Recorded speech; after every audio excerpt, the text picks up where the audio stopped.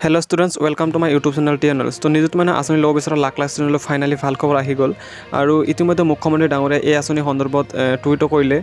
যে students finally তোমালোকে 1 অক্টোবৰৰ পৰা নিযুত মানে আঁচনিৰ টকা নিজৰ একাউণ্টত লাভ কৰিবলৈ সক্ষম হ'বা আৰু এই আঁচনিৰ বাবে পত্ৰ বিতৰণৰ প্ৰক্ৰিয়া তোমালোকৰ 16 আগষ্টৰ পৰা আৰম্ভ হ'ব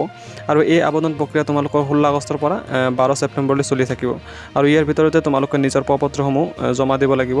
আৰু এই আবেদন প্ৰক্ৰিয়া সমাপ্ত হোৱাৰ পিছতে অৰ্থাৎ 1 অক্টোবৰৰ পৰা প্ৰত্যেক মাহৰ 11 তাৰিখে নিযুত মানে আঁচনিৰ বাবে আবেদন কৰা সকলো ষ্টুডেণ্টছৰ একাউণ্টলৈ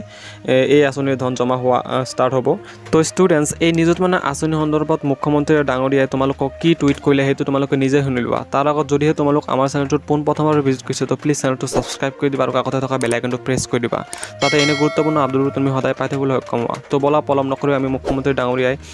কোৱা মন্তব্যখিনি আমি শুনি লওঁ অহা 16 আগষ্টৰ পৰা আমি অসমৰ মহাবিদ্যালয় উচ্চতৰ মাধ্যমিক বিদ্যালয় আৰু বিশ্ববিদ্যালয়সমূহত নিযুত মইনাৰ পত্ৰ বিতৰণৰ কাম আৰম্ভ কৰিম সকলো কলেজত এইবাৰ নামভৰ্তি কৰা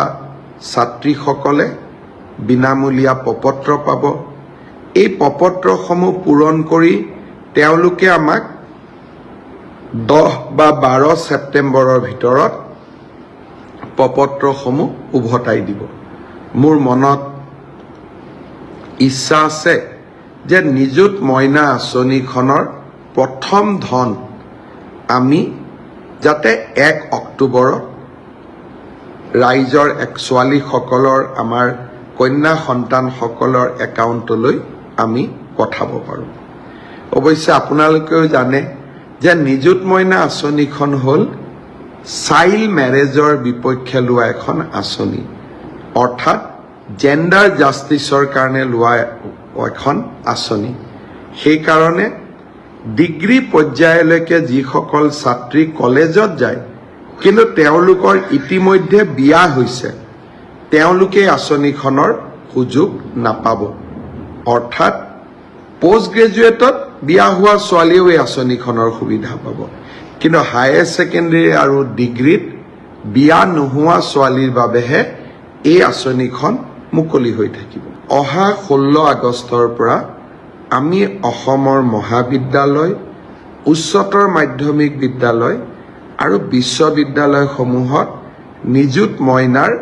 পত্ৰ বিতৰণৰ কাম আৰম্ভ কৰিম সকলো কলেজত এইবাৰ নামভৰ্তি কৰা ছাত্ৰীসকলে বিনামূলীয়া পত্ৰ পাব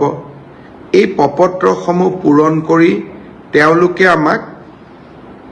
10 বা 12 ছেপ্টেম্বৰৰ ভিতৰত পত্ৰসমূহ উভতাই দিব মোৰ মনত ইচ্ছা আছে যে নিযুত মইনা আঁচনিখনৰ প্ৰথম ধন আমি যাতে 1 অক্টোবৰত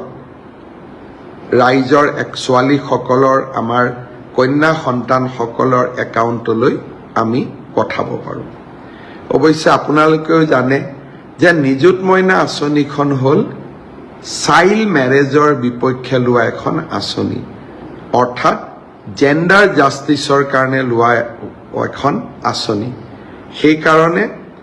ডিগ্ৰী পৰ্যায়লৈকে যিসকল ছাত্ৰী কলেজত যায় কিন্তু তেওঁলোকৰ ইতিমধ্যে বিয়া হৈছে তেওঁলোকে আঁচনিখনৰ সুযোগ নাপাব অৰ্থাৎ পোষ্ট গ্ৰেজুৱেটত বিয়া হোৱা ছোৱালীও এই আঁচনিখনৰ সুবিধা পাব কিন্তু হায়াৰ ছেকেণ্ডাৰী আৰু ডিগ্ৰীত বিয়া নোহোৱা ছোৱালীৰ বাবেহে এই আঁচনিখন মুকলি হৈ থাকিব অহা 16 আগষ্টৰ পৰা আমি অসমৰ মহাবিদ্যালয় উচ্চতৰ মাধ্যমিক বিদ্যালয় আৰু বিশ্ববিদ্যালয়সমূহত নিযুত মইনাৰ পত্ৰ বিতৰণৰ কাম আৰম্ভ কৰিম সকলো কলেজত এইবাৰ নামভৰ্তি কৰা ছাত্ৰীসকলে বিনামূলীয়া পত্ৰ পাব এই পত্ৰসমূহ পূৰণ কৰি তেওঁলোকে আমাক 10 বা 12 ছেপ্টেম্বৰৰ ভিতৰত পত্ৰসমূহ উভতাই দিব মোৰ মনত ইচ্ছা আছে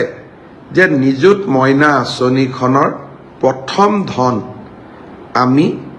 যাতে 1 অক্টোবৰত ৰাইজৰ ছোৱালীসকলৰ আমাৰ কন্যা সন্তানসকলৰ একাউণ্টলৈ আমি পঠাব পাৰোঁ। অৱশ্যে আপোনালোকেও জানে যে নিযুত মইনা আঁচনিখন হ'ল